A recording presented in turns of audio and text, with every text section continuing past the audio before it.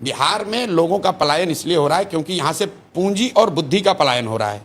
पूंजी का पलायन का मतलब ये नहीं है कि हम बाहर से इन्वेस्टमेंट लाएंगे। पूंजी का पलायन का मतलब ये है, आप समझिएगा कि सीडी रेशियो जो है जो रिजर्व बैंक जारी करता है, बिहार में सीडी रेशियो 1990 से पिछले साल तक है 40%। इसका मतलब क्या है? पिछले साल बिहार से करीब करीब 2.25 लाख करोड़ रुपया बैंकों ने बिहार के लोगों का यहां से ट्रांसफर किया है दूसरे राज्यों में, वहां पर रोजी रोजगार के लिए। यहाँ इंडस्ट्री नहीं है ना, इसीलिए तो इंडस्ट्री कैसे कोई लेना देना नहीं है। यहाँ पर आप अपने बच्चे को पढ़ाना चाहते हैं, आप मोटरसाइकिल खरीदना चाहते हैं, उसके लिए आपको पर्सनल लोन चाहिए। अगर आपको गाड़ी खरीदनी है, आपको यूट्यूब चलाना है, आपको एक छोटा दुकान खोलना है, उसके लिए इंडस्ट्री की क्या जरूरत है?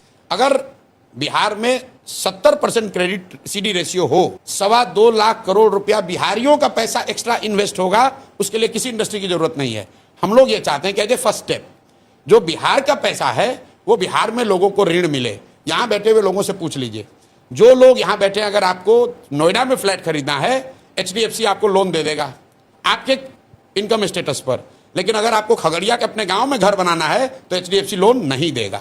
ये काम क्या नीतीश कुमार ने नहीं किया? क्या लालू यादव ने नहीं किया? यही बात। अब आप कह रहे हैं कि नीतीश कुमार क्यों नहीं करते हैं, तो भाई उनको समझ होगा तब तो। आप बिहार में किसी पॉलिटिशियन को सीडी रेशियो की बात करते हुए अगर सुने हो तो हमको बता दीजिए। यहाँ के फाइनेंस मिनिस्टर को बुला लीजिए, अगर वो बता दे कि भाई सीडी रेशियो होता क्या है, ये 2 लाख करोड़ रुपया ट्रांसफर हो रहा है, ये बता दे तो हम इस काम ही छोड़ देंगे। उसको मालूम ही नहीं कि भाई ये होता क्या है। बिहार में भी कॉन्स्टिट्यूशनली एक कमिटी है जिसका काम है कि इसको देखे हर महीने कि सीडी रेशियो राष्ट्रीय औसत के आसपास रहे। मुख्यमंत्री भी उस बैठकों में जाते हैं, नीतीश कुमार भी जाते हैं, लेकिन जाते हैं खड़ा होकर भाषण देते हैं, भाई बैंक वाले तुम लोग लोन नहीं दे रहे हो, बहुत दिक्कत हो रहा है, आप लोग सुधारिए। लेकिन जैसे नीतीश कुमार का बात यहाँ पुलिस वाला नहीं सुन रहा है, CO, BDO, डॉक्टर, टीचर नहीं सुन रहा है, वैसे बैंकर भी नहीं सुन रहा है। बैंकर हमारी बात सुनकर ये कह रहे हैं कि पहली बार भैया कोई बात तो कर रहा है हम लोग का। मैं सारण में था, केनरा बैंक के RM और DM मिले वहाँ। मैंने पूछा भाई केनरा बैंक के लिए बिहार कितना बड़ा मार्केट है? बोला सर बहुत बड़ा मार्केट है। हमने बोला क्रेडिट के लिए या डिपॉजिट के लिए? कहता सर अभी तो डिपॉजिट के लिए है, आप जैसे लोग आ जाए तो हम लोग चाहते हैं यहाँ लोन भी दें। यहाँ लोन देने के लिए कोई सुविधा ही नहीं है। RBI का आंकड़ा ये बता रहा है कि अगर बिहार में देश के औसत के बराबर सीडी रेशियो होता तो 26 लाख करोड़ रुपया बिहारियों का बिहार में रहता।